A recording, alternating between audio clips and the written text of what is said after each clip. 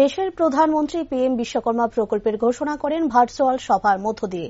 রবিবার এটি নগর আর ৩৯ নং ওয়ার্ডের কনফারেন্স হলে ভার্চুয়াল সভায় উপস্থিত ছিলেন রাজ্য বিজেপির প্রদেশ সভাপতি রাজীব ভট্টাচার্য, মেয়র দীপক মজুমদার, বিজেপির সদর শহর জেলা সভাপতি অসীম ভট্টাচার্য, কর্পোরেটর অলোক রায় সহ অন্যান্যরা।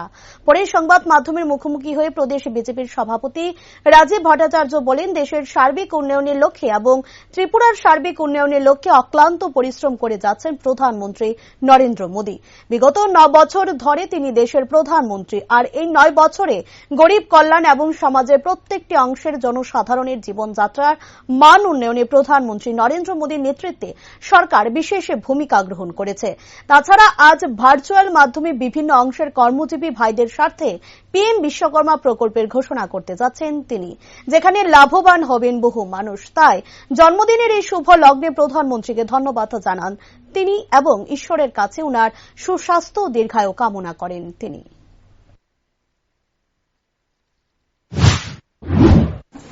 আজকে আমাদের দেশের রাষ্ট্রনায়ক, আমাদের দেশের যশস্বী প্রধানমন্ত্রী নরেন্দ্র মোদীজির আজকে শুভ জন্মদিন।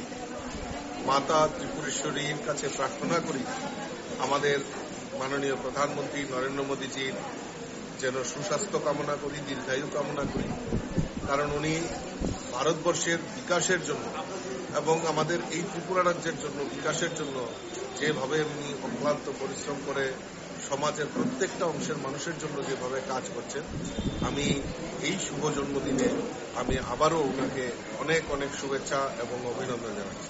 আমরা জানি এই দেশের যশস্বী প্রধানমন্ত্রীর নেতৃত্বে সরকার আমাদের ত্রিপুরা রাজ্যে বিগত ৯ বছর উনি দেশের প্রধানমন্ত্রী।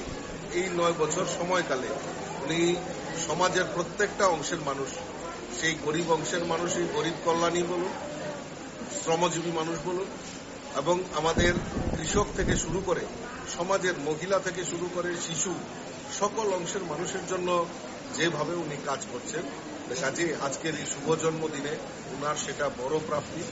আমি আবারও মাতা ত্রিপুরেশ্বরীর কাছে প্রার্থনা করি, উনার সুস্বাস্থ্য এবং দীর্ঘায়ু কামনা করছি। এবং আমরা জানি যে আমরা একটা পংক্তি আমরা সবাই শুনতাম, ভারত আবার জগত সবাই শ্রেষ্ঠ আসন হবে। এই যে পংক্তিটা, সেটা বাস্তবের রূপ দেওয়ার জন্য আজকে আমাদের দেশের যশস্বী প্রধানমন্ত্রী যেভাবে